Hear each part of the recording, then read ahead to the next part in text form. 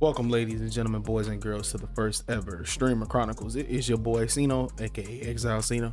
All right, so look, on the first episode, we're gonna be talking about streamer health, mentality, the grind, the want, the need, the necessity, and why we became streamers, or at least why I became a streamer. Okay, so streaming for me, I kind of just fell into it. It wasn't anything that really just like, oh man, I'm gonna wake up one morning and be a streamer. I watch streamers all the time.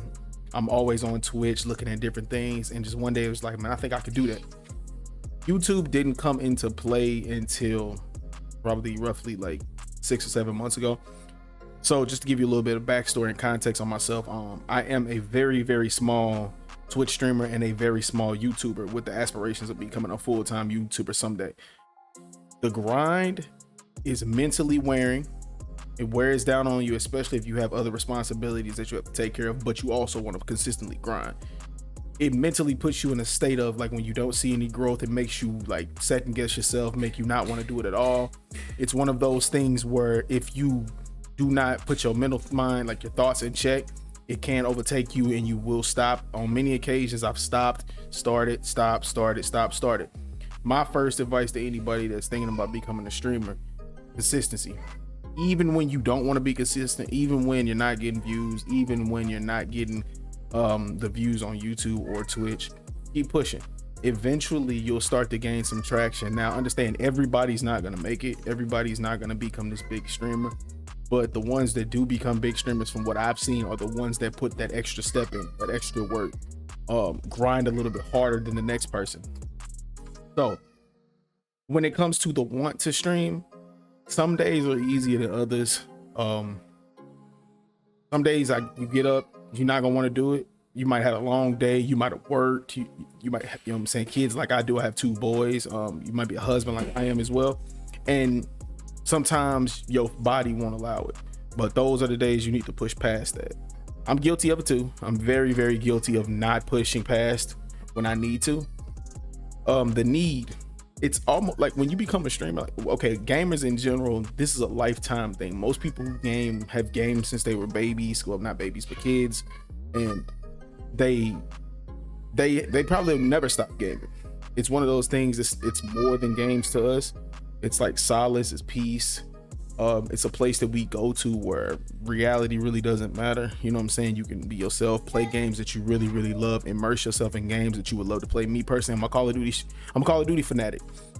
Even though the games can be bad, I love the game. It's something about shooting and raging that calms me, if that makes sense. But the mental health, back to the mental health. Mentally, it is a stress. I started in December of 2020. Well, November, December of 2020, as far as getting back to streaming. It's been over a 2-year process, but I was procrastination was my biggest, you know what I'm saying, biggest issue. But once I was able to get everything in line, I was able to, you know, gain some traction, was able to get affiliate on Twitch. It halted. I was to blame. My mental mind was to blame because I was frustrated about the whole grind of it all, not realizing that my growth was extremely good for that moment, but I allowed that to overtake what I was trying to do, and I stopped, and my growth stopped along with it. So that's my advice to those who feel like they're not gaining any growth. Every follower matters. Even if you get thousands or hundreds of thousands, every follower matters. Every sub matters. Like, my first day of affiliate was crazy. Like, I made my Twitch payout like within 2 hours.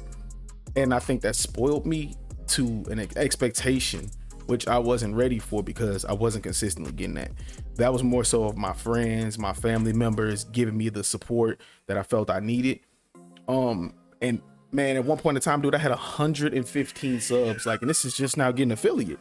So for somebody who's just getting affiliate, my things, if I had to look back on something that I would have wished things would have been different, I wish I wouldn't have got subs as fast as I got them. I wish I wouldn't have got them as fast as I would have got them. You know what I'm saying? I feel like that was something that kind of put me under the gun a little bit because I was expecting a certain amount every single time I got on. And when I didn't get it, it became discouraging. So to streamers that are doing this, that you hit affiliate, try not to focus on the subs too much. Try not to focus on how many you're gaining. Unless you have a consistent amount of growth where you're constantly gaining that, don't think about it, because it will stress you out. When you go from 50 subs to 20 or 20 to 10, or people don't renew the subs, or people stop watching. It's when people stop watching that it defines what kind of character you have as a streamer, whether or not you're gonna continue to do it, or if you're gonna stop outright because the viewership goes. You gotta branch out and find different methods. You know what I'm saying? Market yourself, your brand. Everything about you, everything about your stream, and everything about your personality is branded. That's you. Whatever your name is that's what you stand behind. It's just like Coke, Pepsi, they stand behind that product. You stand behind yourself, you stand behind your product. You have to push even when it's not going the way you want it to.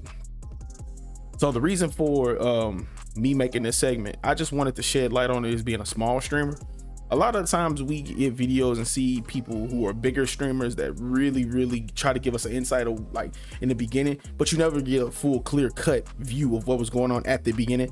So I think I got 428 followers on Twitch, barely got 70 subs on YouTube. So I'm bottom of the bottom, the low end of the spectrum, but I'm grinding. I want to level up. I'm starting to get back into the whole process of everything. I love the process of it.